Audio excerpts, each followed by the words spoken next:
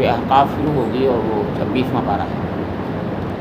آج کے جو تراویح میں صورتیں ہم نے سنی ہیں وہ 5 صورتیں ہیں اور پانچوں کی پانچوں حوامیم ہیں، یعنی حامیم سے شروع ہونے والی ہیں۔ ایک حامیم کل میں نے بتایا تھا المومن سورہ میں ایک ہو چکی، یعنی گویا سورت کا نام بھی حامیم ہے۔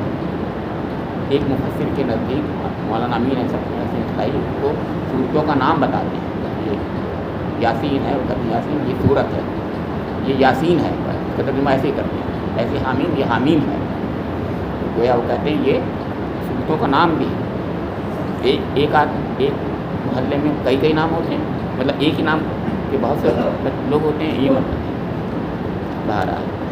تو آج جو ہے سب سے پہلے ہم نے سورہ حامیم السجدہ سنا، اس کو فصلت بھی کہتے ہیں۔ اس کے بعد سورہ الشورى سنا ہم نے، پھر الزخرف اور پھر الدخان اور پھر الجاثیہ، 5 سورتیں۔ اس میں جیسے میں نے عرض کیا کہ حامیم تو سب ہیں، لیکن ایک سورہ الشورى جو ہے وہ حامیم عین سین قاف ہے، حامیم عین سین قاف ہے، اس کا مطلب یہ ہے۔ لیکن میں نے آج جو غور کیا ایک بات اور نظر آئی، وہ یہ کہ حامیم ایک عین سین قاف 2، مطلب گویا حامیم پہلی آیت ہے، عین سین قاف دوسری آیت ہے، اور اس کے بعد جو ہے وہ تیسری آیت شروع ہوئی ہے۔ اس کا مطلب یہ ہے حامیم کو الگ مانا گیا ہمارے مفسرین نے، اور عین سین قاف کو الگ مانا گیا، اور دونوں کو الگ الگ آیتیں مانا گیا۔ جیسے الف لام میم میں نے بتایا تھا کہ ایک آیت ہے، یہاں پر خاص بات یہ دیکھیں، اور یہاں یہ ایک ہی ہے سورہ پورے قرآن میں جہاں پر دونوں قریب 2 حروف مقطعات والی آیتیں ہیں۔ ایک آیت حامیم آیت میں نے بتایا ایک آیت، اور ایک آیت عین سین قاف دوسری آیت، دونوں قریب آیتیں ہیں، پہلی آیت دوسری آیت حامیم اور عین سین قاف۔ قرآن میں اور کہیں نہیں ہے، کیا بات ہے، مطلب اس کا کیا مقصد ہوگا یہ تو اللہ تعالیٰ جانتا ہے، لیکن بہرحال یہ میں نے کہا قرآن پر غور کریں، چیزیں محسوس ہوتی ہیں کچھ۔ یہاں پر گویا ڈبل چیلنج ہے اللہ تعالیٰ کا، اس بات پر جو سید قطب شہید رحمۃ اللہ علیہ کا ویو ہے کہ یہ ہے تو ہا اور میم جیسے حروف پر مشتمل قرآن، لیکن چیلنج ہے تم جیسا کلام لکھنا ہے۔ اور یہاں پر دوبارہ کہا گیا عین سین قاف، یہ ہے تو عین سین قاف جیسے حروف پر مشتمل، لیکن تم اس جیسا کلام نہیں بنا سکتے۔ تو 2 بار چیلنج دے دیا یہاں پر، یہ مطلب ہے 2 بار چیلنج دیا گیا تو خاص بات ہوگی۔ اور پھر آپ غور کریں گے تو اس کے اندر کچھ مضامین نظر آتے ہیں۔ اچھا ایک بات اور عرض کر رہا تھا میں، اس سے پہلے بتا چکا ہوں کہ جب ایک جیسے حروف مقطعات آتے ہیں تو اس کے اندر کوئی نہ کوئی یکسانیت کے پہلو تو ہوں گے اس صورت کے اندر، یہ تو اس میں 2 رائے نہیں ہے، یہ بھی تو حامیم ہے سب کچھ، یعنی کوئی کامن تھریڈ ہوگا جو ساری کے ساری ان حوامیم کو مربوط کرتا ہوگا، لنک کرتا ہوگا ایک دوسرے سے، اور اس میں وہ یکسانیت ہوگی، سملیرٹی ہوگی۔ وہ کیا ہے، یہ غور کرنے کی چیز ہے، یہ سب ہم لوگوں کے لیے ہے، مطلب غور کرنے کی چیز ہے۔ لیکن ہر سورہ الگ الگ ہے، جیسے کہ مسعود نام جانے کتنے لوگ ہوتے ہیں، لیکن ہر مسعود الگ ہوتا ہے، ایسے ہی یہاں پر حامیم تو سب ہیں، لیکن سب حوامیم الگ الگ ہیں، یہ بھی غور کرنے کی چیز ہے۔ یعنی ایسا کیوں کہہ رہا ہوں، اس سے پہلے ہی بتا چکا ہوں میں کہ وہ اللہ رب کریم نے جب ان کا نام الگ کیے ہیں، کچھ لوگوں نے انگریزی میں تو چیپٹر کہا تھا، آپ جانتے ہیں چیپٹر، حالانکہ وہ چیپٹر تو نہیں ہے، چیپٹر تو ایک خاص سبجیکٹ کے لیے ہوتا ہے، لیکن مان لیجیے اس کو اسی طریقے سے اگر تقسیم کیا جائے، ڈویژن کیا جائے، تو گویا کوئی الگ اس کے اندر بات ہوگی۔ یعنی ایک حامیم جو پہلی والی تھی جس کو میں نے حامیم السجدہ کہا، اس میں سجدہ ہے صرف، اس لیے حامیم السجدہ، اس کو اگلی والی سورہ تو خیر ہے ہی الگ، بالکل حامیم عین سین قاف یہ سورہ ہے یہ، اس کے بعد اگلی سورہ جو ہے تو زخرف ہے وہ، اس کے بعد اگلی سورہ جو ہے دخان ہے، تو اس کے بعد اگلی سورہ جو ہے جاثیہ ہے۔ تو اس کے اندر مضامین کے لحاظ سے، اپنے سبجیکٹ کے لحاظ سے، مضمون کے لحاظ سے، موضوعات کے لحاظ سے فرق ہوگا۔ جیسے میں نے بتایا ہر مسعود الگ ہے، مسعود تو سب ہیں لیکن مسعود سب الگ ہیں، یہ ہے بہت بنیادی چیز، یہ غور کرنے کی چیز ہے۔ یہ نہ سمجھیں آپ کے حامی میں سب ایک جیسی ہوں گی، ایک جیسی ہونے کے باوجود الگ الگ ہوں گی، یہ کہنا ہے، بہت بنیادی چیزیں یہ ہے قرآن کا چیلنج جو غور کرنے کی چیزیں ہوتی ہیں. جب ہم پڑھتے ہیں اور دیکھتے ہیں اور آپ بھی دیکھیے تو اس کے اندر الگ الگ کچھ باتیں ہوتی ہیں. ایک بات اور جو امین صاحب نے کہی ہے بار بار کہی ہے وہ میں نے آپ سے بتائی نہیں اب تک, وہ آگے اس کے اندر زیادہ نظر آئیں گی چیزیں. کہتے ہیں زوج ہوتی ہیں, قریب قریب کی دو صورتیں, قریب کی دو صورتیں زوج ہوتی ہیں, کمپلیمنٹیرٹی ان میں ہوتی ہے, جوڑا ہوتی ہے. ویسے بھی آپ جانتے ہیں جیسے میں ایک جگہ بتا دوں الم ترى کیف فعل سورہ فیل ہے, الفیل ہے. اس کے بعد ایلاف قریش سورہ قریش ہے. آپ دیکھیں گے دونوں ایک دوسرے کو کمپلیمنٹ کرتے ہیں. کمپلیمنٹ کیا کرتی ہیں؟ ایک میں اصحاب فیل ہاتھیوں والوں کا قصہ بیان کر کے ابرہہ کا بتایا گیا, پھر قریش کو خطاب کر کے کہا گیا کہ اے قریش سوچو ہے نہیں, ابھی تمہارے ساتھ تمہارے رب نے رب کعبہ نے کیا کرم کیا تھا کہ دیکھو ابرہہ آیا تھا اور تم نے بچا لیا. لہذا فلیعبدوا رب ھذا البیت, البیت اسی بیت کی طرف اشارہ کر دیا کہ جس بیت کو بچانے کے لیے رب کعبہ نے ابابیل بھیج دیے, گول کے گول پرندے بھیج دیے ہے نہیں, تو تم اتنا تو کرو کم سے کم اسی رب کعبہ کی عبادت کرو. یہ زوج, اسے کہتے ہیں زوجیت, کمپلیمنٹیرٹی, ایک دوسرے کو کمپلیمنٹ کرتے ہیں. یہ ایک بتانا مقصود ہے. خیر یہ چند باتیں تو یہ ایک بنیادی اصولی نوعیت کی تھیں جو میں نے اس سے پہلے کم بتائیں, اس لیے میں نے آج چاہا کہ آپ کو بتا دوں کیونکہ خلاصہ ہو رہا ہے تو ہر بات سامنے آنی چاہیے. اب آج جو حامیم السجدہ کے تعلق سے جو بات ہے بہت فصلت بھی اس کو کہتے ہیں, فصلت کے اندر لفظ آیا ہوا ہے, اس لیے یہ ہے دیکھیے حامیم تنزیل من الرحمن الرحیم کتاب فصلت آیاتہ قرآنا عربیا لقوم یعلمون بشیر و نذیر, یہ آیاتیں تھیں اس کے اندر. تو کتاب فصلت آیاتہ وہ یہ کتاب ہے جس کی آیات کو پھیلایا گیا ہے, کھولا گیا ہے, فصلت تفصیل بیان کی گئی, تفصیل جس کو کہتے ہیں. تو اس کے اندر قرآن پاک یہ بتا رہا ہے خود کہ ہم بات جو کہتے ہیں اس کو تاکہ لوگ سمجھنے خوب آئے تو اس کو ڈسکرائب بھی کرتے ہیں. تو جہاں پر ضرورت ہوتی ہے اس کو ہم ڈسکرائب کرتے ہیں, یہ نہیں چھوٹا سے کر دیتے ہوں بلکہ خوب پھیلاتے بھی ہیں, کھولتے بھی ہیں, تفصیل بھی کرتے ہیں.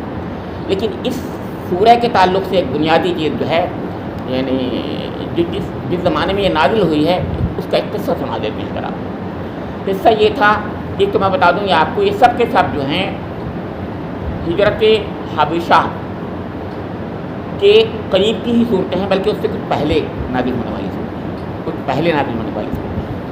اس سے پہلا کا جو گروپ تھا وہ کچھ بات کی تھی, یعنی اس میں زیادہ خطرناک طریقے سے تعذیب ہو رہی تھی مسلمانوں کی, بہت سخت طریقے سے, یعنی اس کے اندر ٹارچر ہو رہا تھا, پرزیکیوشن ہو رہا تھا. اس میں پرزیکیوشن نہیں ہے اتنا, لیکن مذاق بہت اڑایا جا رہا ہے یہاں پر, اور یہاں کچھ دوسرے حربے اختیار کیے جا رہے ہیں. وہ حربے بتاؤں پہلے تو, یہاں حربہ بھی بات آ گئی. تو کہا کہ اس قرآن کے بارے میں کہا کہ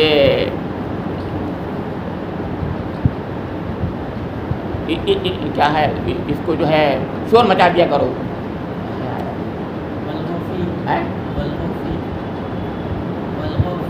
ہاں نہیں مطلب پوری آیت کیا ہے وہ میں بتاتا ہوں آپ کو. خیر وہ قال الذین کفروا, ہاں جی وقال الذین کفروا لا تسمعوا لهذا القرآن والغوا فیہ لعلکم تغلبون. یہ آیت 26ویں ہے اس کے اندر. اب یہ ایک حربہ تھا ان کا اس زمانے میں, انہوں نے کہا کہ اس قرآن کو مت سنو. ان کافروں نے کہا لا تسمعوا لهذا القرآن اور والغوا فیہ, اس کے درمیان میں شور مچا دے گا, شاید اس طریقے سے تم غالب آ جاؤ گے. اب بتائیے کیا بے وقوفی احمقانہ ایک اسٹریٹجی تھی, ان کی اسٹریٹجی تھی شور مچا دو کہ شاید اس سے ہم غالب آ جائیں گے. تو غالب کون آ سکتا ہے, لیکن بہرحال اب دیکھیے یہ حربہ تھا اس زمانے میں. یہ ہے میں نے بتایا کہ ہجرت حبشہ سے پہلے والا حربہ. بعد میں تو پھر انہوں نے ڈنڈا باقاعدہ پرزیکیوشن شروع کر دیا تھا.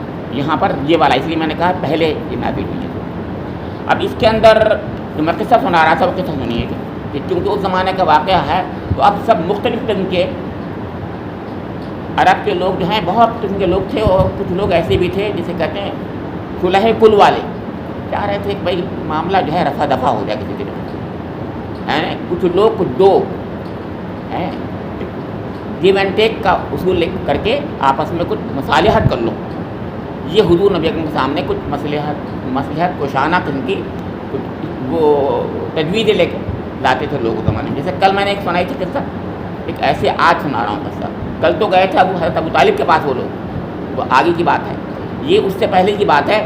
ایسے ہی تھا کہ خانہ کعبہ میں مسجد حرام میں یہ پورے کے پورے سرداران قریش جو تھے وہ بھی جمگٹا لگائے بیٹھے ہوئے تھے. 10-11 بجے کے ٹائم ہوتا تھا اس وقت کرتے تھے ایسا, اور 9 سے 11 کے قریب کرتے. اس کے بعد پھر زیادہ چلے جاتے تھے لوگ. ادھر حضور نبی اکرم ایک طرف کونے میں بیٹھے تھے. میں نماز پڑھنے کی بات نہیں آ رہی ہے, بیٹھے ہوئے تھے. حضور بھی بیٹھے ہوئے تھے اس طریقے سے, اور یہ لوگ اپنے جمگٹے لگائے ہوئے مجلس لگاتے تھے. لوگ مجلس لگائے ہوئے تھے. ایک دم عتبہ بن ربیعہ جو حضرت ابو سفیان کے خسر کا خسر ہوتا ہے تھا, وہ جو تھا ایک دم بولا کہ صاحبو, آپس میں ساتھ میں بولا کہ اگر تم کہو تو میں محمد کے پاس جاؤں, صلی اللہ علیہ وسلم کے پاس جاؤں اور میں کچھ بات کہوں. انہوں نے کہا ضرور جاؤ. سردار بولے ہاں کیوں نہیں, جاؤ. ٹھیک ہے, نہیں بھائی ایسا ہے کہ ہمیں خون خرابہ اچھا نہیں لگتا, مطلب وہ کہنا ہی چاہ رہا تھا خون خرابہ اچھا نہیں لگتا, تو ایسی بات کرتے ہیں کہ آپس میں مصلحت ہو جائے, کوئی معاملہ صلح جو ہی ہو جائے. وہ حضور کے پاس پہنچا, وہ کہنے لگا بھتیجے جو تمہارا حسب و نصب ہے وہ تم خود جانتے ہو کتنا اچھا ہے, کتنا پیارا ہے, سب بہت اچھا ہے, اور یہ تم نے ایک نرالا دین ایک نکال دیا. سارا عرب کی اپنے دین پرانے لوگوں کو جو سب کو برا بھلا کہنے لگے, معبودوں کو برا بھلا کہنے لگے, سب کو تم ہمارے معبودوں کو برا بھلا کہنے لگے, اور یہ عجیب تم نے نئی چیز نکالی. اور میں تجویز پیش کرتا ہوں, مطلب اس نے بہت سی باتیں کہیں جو کہنے کی ضرورت نہیں ہے اس کی, اصلی بات وہی تھی جو میں کہہ دیا. ہاں میں ایک تجویز پیش کرتا ہوں, اگر تم مان لو تو, اور تمہارے حق میں بہتر ہے. تو حضور نبی اکرم محمد صلی اللہ علیہ وسلم نے فرمایا چچا کہیے, اور یہی ابو الولید کہیے. ابو الولید بھی کنیت تھی اس کی, اور چچا بھی وہ بھتیجے کہہ رہا ہے چچا کہیے. تو انہوں نے کہا کہیے میں سنوں گا. حضور نے فرمایا آپ کہیے میں سنوں گا. تو اب وہ کہنے لگا جو میں نے بات بتائی کہ تم تو ایسے ہو, بڑے اچھے ہو, بڑے اچھے خاندان کے, عالی نسل کے, یوں مگر تم نے یہ سب کچھ کر دیا ہے, اور سب عرب میں ایک عجیب کھلبلی مچا دی ہے, اور فلاں کر دیا, یہ کر دیا, وہ کر دیا, وہ کر دیا. تو مگر میں تمہارے سامنے ایک تدبیر رکھتا ہوں, یہ کہ اگر اس پورے اس ہنگامے کے ذریعے سے تمہیں مال دولت کی ضرورت ہے اگر, تو ہم اتنا تمہیں پیسہ لا کے دے دیں گے, تم اتنے امیر ہو جاؤ گے, تو مکے کے سب سے امیر تم ہو جاؤ گے, اس سے بڑا کوئی اور امیر نہیں ہوگا. اور اگر یہ بات نہیں ہے اور تم چاہتے ہو کہ بادشاہی یہاں کی جو ہے عرب کی, تو ہم اس کے لیے بھی کوشش کریں گے, تمہیں بادشاہ بنا لیں گے اور تمہیں تاج پہنا دیں گے. اور تم سرداری چاہتے ہو تو سرداری تو بہت آسان ہے, وہ تو ہم تمہیں دے ہی دیں گے. تیسری بات اور چوتھی بات یہ کہی, اور اگر کسی لڑکی جو تمہیں پسند آ گئی ہے, نعوذ باللہ, وہ شادی نہیں ہو پا رہی تمہاری اس سے, تو ہم جو ہیں وہ بھی بہترین لڑکی سے شادی عرب کی کروا دیں گے تمہاری. اور پانچویں بات یہ کہی اس نے, کہنے کہ اور اگر تمہیں جنون ہو گیا ہے, یعنی کوئی پاگل پن بیماری ہو گئی, دماغی بیماری ہو گئی ہے, تو بہترین عرب کا طبیب تمہیں لا کے دکھا, اس سے تمہارا انتظام وہ علاج کروا دیں گے, ٹھیک ہو جائے گی. پہلے 4 باتوں میں تو اس نے جو کہیں وہ سوداگری کر رہا تھا, اور 5ویں بات میں حضور نبی اکرم کو کے ساتھ میں بہت بڑی گستاخی کر رہا تھا, کہ مطلب یہ حضور کو گویا وہ پاگل کہہ رہا تھا. ہم نے آپ غور کیجیے گا ہے کہ نہیں. تو حضور نبی اکرم تو بہت ہی, آپ کا تو اخلاق آپ جانتے ہیں, تو بس حضور نے ایک بات کہی, کہتے ہیں کہ چچا آپ میری سنیں گے؟ ہاں ضرور سنیں گے بھتیجے. حضور نے یہ سورہ حامیم السجدہ کی 38 آیت تک, جہاں سجدہ ہے وہاں پر آگے جا کر سجدہ ہے, وہاں پر سجدہ کرنے کے بعد میں اٹھے حضور نبی اکرم کو 38 آیتیں پڑھنی پوری. حامیم سے جیسے جو آیتیں میں نے پڑھی تھیں آپ کے سامنے, پڑھتے چلے گا. ان میں درمیان میں ایک 13ویں آیت ہے, وہ آیت بھی سن لیجیے گا. وہ بہت ایسی آیت تھی کہ اس میں فرمایا ہے کہ فَإِنْ أَعْرَضُوا فَقُلْ أَنذَرْتُكُمْ صَاعِقَةً مِثْلَ صَاعِقَةِ عَادٍ وَثَمُودَ. 13ویں آیت ہے. اس پر عتبہ نے حضور کے منہ پر ہاتھ رکھ دیا, ارے بھتیجے اپنی قوم پر ظلم مت کرو, اور اس کے بعد بہرحال اس کے بعد خاموش ہو گیا وہ.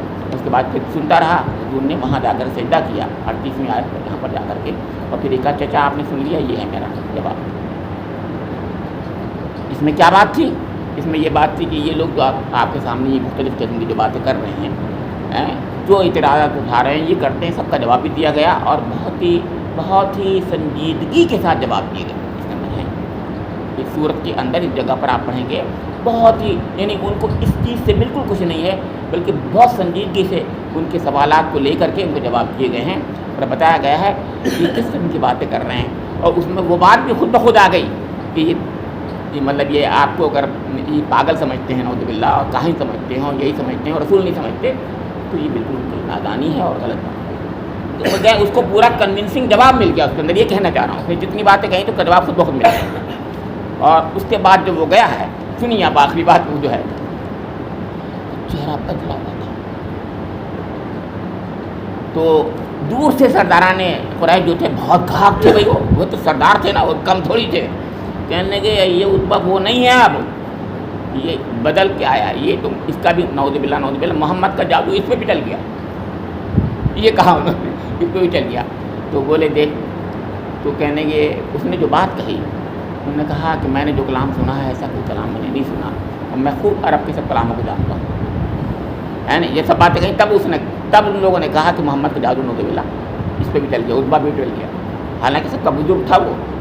تو انہوں نے یہ کہا کہ یاد رکھو ایک بات, یہ ہمارے درمیان میں تم نے دیکھا نہیں تھا کیا تھا, یہ صادق اور امین کی حیثیت سے ہم اس کو جانتے ہیں. اس کی زندگی ہمارے سامنے پوری عیاں ہے, ظاہر ہے, کوئی کمی نہیں ہے, نہ آج نہ پہلے. آج تم اس کے بارے میں جو مختلف قسم کی باتیں کہو گے, کوئی تمہاری مانے گا نہیں. اس کو اس کے ہاتھ پہ چھوڑ دو. اگر عرب کے دوسرے لوگوں نے اس کو نپٹا دیا تو ہمارے گلے پہ خون نہیں آئے گا, یہ کہا. اور اگر یہ جیت گیا, فتح پا لی, اس میں یہ کہہ رہا ہے وہ, تو یہ عرب کی فتح ہماری فتح ہوگی, یہ عرب کی فتح بھی ہوگی, ہماری فتح ہوگی. اور حضور نے بھی یہی کہا تھا. میں ایک کلمہ سناتا ہوں, جیسے وہ کل کے بارے میں جو تھا, تو عرب کے لوگ جو ہیں بعض وہ اس کا خراج دیں گے, ٹیکس دیں گے, اور یہاں باہر کے لوگ خراج دیں گے, اور یہاں کے لوگ جو ہیں عرب کی بادشاہت ہو جائے گی اس کے اندر. تو یہ اس قسم کی چیزیں اس زمانے میں آ رہی تھیں. اس میں پہلی ایک سورہ کے تعلق سے میں نے آپ کے سامنے بات رکھی, سورہ حامیم السجدہ کے بارے میں. اب اگلی سورہ جو تھی وہ الشورى ہے. الشورى کے اندر دوسرا مضمون ہوگا. میں نے اب یہ بات جو تمہید میں کہی تھی وہ تمہیدی بات میں کر رہا ہوں, کہ وہ دوسری بات یہ تھی کہ اس زمانے میں انہوں نے یہ کہا یہ کہاں سے نبی آ گئے, یہ نبی کیا چیز ہوتی ہے, وہی کیا چیز ہوتی ہے. کہ عرب میں رسول کو بھول چکے تھے لوگ کہ رسول کیا ہوتا ہے, کیونکہ ان کے یہاں کوئی بھی رسول نہیں آیا تھا. اہل کتاب میں تو رسول آتے رہے لگاتار, تو ان کو تو اندازہ تھا کہ رسول ہوتے ہیں, اللہ کی طرف سے آتے ہیں. ان کے یہاں تو درمیان میں 3,500 سال کا وقفہ تھا. 4,500 سال پہلے آپ سے حضرت ابراہیم علیہ السلام آئے, حدود 1,500 سال پہلے, تو 3,000 سال کا وقفہ تھا. تو 3,000 سال میں کچھ نہیں جانتے تھے وہی کہ نبوت کیا ہوتی ہے, رسالت کیا ہوتی ہے, بھول گئے تھے. کوئی نبی نہیں آیا تھا وہاں پر. تو اس کا جواب وہ کہتے یہ کیسی وحی ہے, اور ہم سے اللہ تعالیٰ خود کیوں بات نہیں کر لیتا ہے, یہ تمام باتیں وہ کر رہے تھے. اس کا جواب جو ہے سورہ شورى, جو سوالات کرتے تھے, جو اعتراضات اٹھاتے تھے, ان سب کا جواب سورے میں ہوتا ہے. یہ کہنا چاہ رہا ہوں آپ سے, اس وقت جو بھی ہوتے تھے. تو یہاں پر اس کا جواب یہاں پر ہے. اچھا, اب وہ تو میں جواب دوں گا تو ٹائم لگ جائے گا زیادہ, لیکن میں جو بتاؤں گا وہ اس کے اندر ایک پیاری سی چیزیں جو ہیں وہ اس کی طرف میں ضرور جاؤں گا. بہت پیاری والی بات جو ہے کہ اللہ تعالیٰ ساتھ ساتھ میں اپنے حبیب کی اور ان کے پیرووں کی بھی تربیت کرتا جاتا ہے. صرف انہی کا جواب نہیں دیتا, بلکہ اپنے لوگوں کی سب سے پہلے اپنے حبیب کو تسلی دیتا ہے, اور ان کے پیرووں کو تسلی بھی دیتا ہے, اور ان کی تربیت بھی کرتا ہے. اب سنیے کیا کہہ رہا ہے. بڑی پیاری سی آیت ہے کہ وقال الذین, کیا ہے یہ آیت ہے, ان الذین قالوا ربنا اللہ ثم استقاموا تتنزل علیہم الملائکۃ الا تخافوا ولا تحزنوا وابشروا بالجنۃ التي کنتم توعدون. نحن اولیاؤکم فی الحیات الدنیا وفی الآخرہ ولکم فیہا ما تشتہی انفسکم ولکم فیہا ما تدعون نزلا من غفور رحیم ومن احسن قولا ممن دعا الی اللہ وعمل صالحا وقال اننی من المسلمین ولا تستوی الحسنۃ ولا السیئۃ ادفع بالتی ہی احسن فاذا الذی بینک وبینہ عداوۃ کأنہ ولی حمیم وما یلقاها الا الذین صبروا وما یلقاها الا ذو حظ عظیم۔ اتنی آیتیں ہیں، لیکن اتنی پیاری آیتیں ہیں، اتنی اس لیے لمبی میں نے بول دیا۔ پہلی بات یہ بتائی کہ جو جن لوگوں نے کہا کہ ہمارا رب اللہ ہے اس پہ جم گئے، تو اللہ کی طرف سے فرشتے اترتے ہیں، یہ کل میں بتا رہا، فرشتے اترتے ہیں اور بشارتیں دیتے ہیں جنت کی، اور پھر اس کے بعد بتایا کہ ان کو جنتیں ان کے لیے ہیں، اور وہ کہتے ہیں، بتاتے ہیں وہاں جب وہ پہنچیں گے کہ ہم تمہاری دنیا میں بھی تمہارے وہ تھے، ساتھ تھے، اور یہاں پر بھی تمہارے ساتھ ہیں، یعنی اور اللہ کی طرف سے تمہارے لیے آؤ، ویلکم ویلکم ٹو یو، یہ کہہ رہے ہیں، استقبال کرتے ہیں، اور یہ کہتے ہیں اللہ تعالیٰ کی طرف سے خاص طور سے تمہارا استقبال ہے، اور تم نزل، تمہیں جو میزبانی ہے رب کریم کی، تمہیں اللہ تعالیٰ خاص طور سے میزبانی فرمائے گا، تم یہاں آ جاؤ۔ پھر اس کے بعد کہا کہ اور اس شخص سے بہتر بات کس کی ہو سکتی ہے کہ جو یہ کہے من احسن قولا ممن دعا، جو اللہ کی طرف بلائے، یہ ہے وہ بات، اور کہے کہ میں مسلمانوں میں سے۔ صحابہ کرام سے کہا جا رہا ہے، حضور سے کہا جا رہا ہے، حضور سے تو پہلی والی بات ہے خاص طور سے، لیکن دوسری بات کا حصہ جو ہے کہ میں مسلمان ہوں، وقال اننی من المسلمین، مسلمانوں میں سے ہوں، اور پھر کہا ظلم ہونے لگا تھا، ولا تستوی الحسنۃ ولا السیئۃ، دیکھو برائی اچھائی برابر نہیں ہوتی، لہذا برائی کو اچھائی سے بدل دیا کرو، تو جو تمہارا سخت دشمن ہے وہ جگری دوست بن جائے گا۔ کیا یہ ہے؟ نہیں، اب یہ ہے تعلیم، اس تعلیم پر عمل کرے اگر مسلمان تو کیا ہوگا؟ ہوگا نہیں ہوگا؟ میں نے کوئی برائی کو پتھر مار رہا ہے ہمارے تو وہ دعائیں دے رہا ہے، حضور کے بارے میں تو آتا ہی ہے کہ حضور دعائیں دیتے تھے، تو کہا گیا ایسا کر لو گے اگر، پھر فرمایا وما یلقاها الا الذین صبروا، یہ چیز ملتی نہیں ہے کسی کو مگر ان لوگوں کو جو صبر کرتے ہیں، وما یلقاها الا ذو حظ عظیم، اور کسی کو نہیں ملتی، نصیبے والوں کو یہ چیز ملتی ہے۔ اگر تم نے نصیب والا سمجھتے ہو تو یہ کرو، یعنی برائی کا بدلہ بھلائی سے دیا کرو۔ یہ ہے وہ باتیں، ایک سورہ میں کیا کیا چیزیں ہوتی ہیں، صرف اس لیے میں اشارتاً یہ آج بتانا چاہ رہا ہوں آپ کو۔ اب آگے بڑھ جائیے تھوڑی سی، میں ختم کرتا ہوں۔ اسی میں آخری ایک آیت ہے صاحب، بڑی پیاری سی آیت ہے، سنریہم آیاتنا فی الآفاق وفی انفسہم حتی یتبین لہم انہ الحق، ایک پیشن گوئی اللہ تعالیٰ نے کر دی، ان قریب ہم ان کو آفاق میں اور انفس میں، اپنی زندگیوں میں ان کی، اور پورے کے پورے آسمان و زمین میں نشانیاں دکھائیں گے، یہاں تک کہ ان پر حق واضح ہو جائے گا، یہاں ان کو معلوم ہو جائے گا یہ قرآن پاک برحق ہے، یعنی قرآن پاک خود بخود اس کی حقانیت ثابت ہو جائے گی۔ تو آج سائنس کے ذریعے سے اس کی حقانیت، اسی آیت کو سپورٹ کرتے ہیں، سارے کے سارے جو اعجاز قرآن کی سائنس پر اعجاز قرآن کی بحثیں کرتے ہیں، سب اس آیت کو کوٹ کرتے ہیں۔ 53ویں آیت ہے سورہ فصلت کی، سنریہم آیاتنا فی الآفاق وفی انفسہم حتی یتبین لہم انہ الحق۔ بہرحال اس کے بعد اشورا ہے، جیسے میں نے بتایا، تو اس میں وحی الہی کے بارے میں کہا، جو کہہ رہے تھے وحی ہمارے پاس کیوں نہیں آتی، اللہ تعالیٰ نے کہا نا، ایسے وحی نہیں آتی، وحی کا ہمارا 3 طریقے ہیں۔ ایک وحی یہ ہوتی ہے، ہم کرتے ہیں کہ کسی یعنی اس کے دل میں خود ڈال دیتے ہیں، ڈیلیکیٹ سگنلز ہوتے ہیں کہ دل میں خود ڈال دیتے ہیں، نمبر 1، اور من ورائے حجاب، اور یا پردوں کے پیچھے سے اللہ تعالیٰ، یعنی جو 70,000 میں بھی بتاؤں گا 70,000 پردوں کی بات، اس کے پیچھے سے اللہ تعالیٰ وحی کرتا ہے، یا پھر کسی فرشتوں کو بھیج دیتا ہے رسول بنا کر کے، یعنی حضرت جبریل علیہ السلام کو، اور پھر جو ہے وہ اس طریقے سے وحی، 3 طریقے بتائے وحی کے، یہ وحی ہوتے ہیں۔ اس میں میں دوسرا والا ذرا آپ کو سامنے کھول دوں ذرا سا، کہ یہ لوگ جو کہتے ہیں نا حضور نبی اکرم صلی اللہ علیہ وسلم جو ہے معراج میں اللہ رب کریم سے بات کی، آپ کو معلوم ہے اس کے بارے میں کیا کہا جاتا ہے؟ سن لیجیے روایت یہ ہے اس سلسلے میں کہ ہاں بے شک اللہ تعالیٰ نے وحی کی چیز میں دو رائے نہیں ہے، لیکن معلوم ہے حضور نے فرمایا میرے اور رب کریم کے درمیان میں 70,000 حجابات تھے۔ تم نہیں بات آپ، میرے اور رب کریم کی ذات گرامی کے درمیان میں 70,000 حجابات، ویل، پردے، کٹنگ تھے،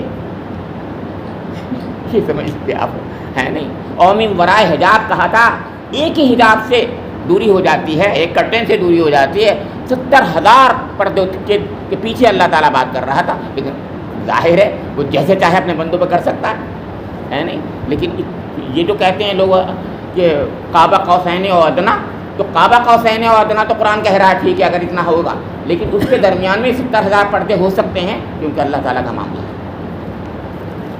تو چلیے یہ تو ہوئی سورہ شورا، اور سورہ شورا کے بعد میں ہاں شورا میں ہی ایک آیت بہت پیاری سی ہے، شرع لکم من الدین ما وصی بہ نوحا والذی اوحینا الیک وما وصینا بہ ابراہیم وموسیٰ وعیسیٰ ان اقیموا الدین ولا تتفرقوا فیہ۔ بڑی پیاری سی ایک آیت ہے، اس میں یہ بتایا گیا ہے کہ اللہ تعالیٰ نے تمام لوگوں کا، انبیاء کرام کا دین ایک ہی رکھا، اور شریعت بھی یعنی اس کے لحاظ سے طریقہ بھی ایک ہی سکھایا سب لوگوں کو۔ وہ حضرت نوح علیہ السلام کا، حضور نبی اکرم کا، حضرت موسیٰ علیہ السلام کا، عیسیٰ علیہ السلام کا اور ابراہیم علیہ السلام کا، سب کا وہی طریقہ رہا ہے وہ، اور سب کو حکم ایک ہی دیا گیا ہے کہ اقیم الدین ان اقیم الدین ولا تتفرقوا فیہ، اس دین کو قائم کرو اور اس دین کے درمیان میں کوئی تفرقہ میں مت کرو۔